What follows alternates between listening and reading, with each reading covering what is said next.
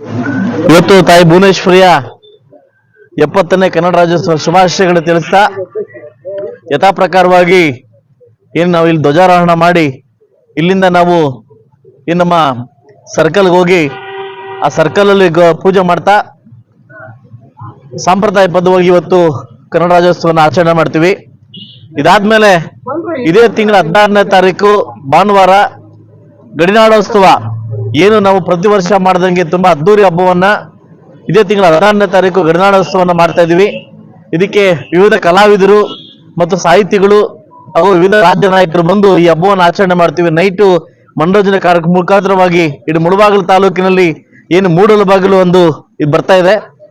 ಈ ಒಂದು ಮುಳಬಾಗಿಲಲ್ಲಿ ಗಡಿನಾಡೋತ್ಸವ ಒಂದು ಕಾರ್ಯಕ್ರಮವನ್ನ 16ನೇ ತಾರೀಕು ವಿವಿಧ ಸಂಘಟನೆಗಳು ಸೇರಿ ಹಾಗೂ ನಾವೆಲ್ಲ ರಾಜಕೀಯ ವ್ಯಕ್ತಿಗಳು ಎಲ್ಲಾ ಪಕ್ಷಗಳು ಸೇರಿ ಸರ್ವೋಚ್ಚ ಯಾವುದೋ ಪಕ್ಷ ಭೇದವಿಲ್ಲದೆ ಈ ಕನ್ನಡ ರಾಜ್ಯೋತ್ಸವನ್ನ ತುಂಬಾ ಅದ್ದೂರಿಯಾಗಿ ಆಚರಣೆ ಮಾಡುವೆಲ್ಲ ತೀರ್ಮಾನಿಸಲಾಗಿದೆ.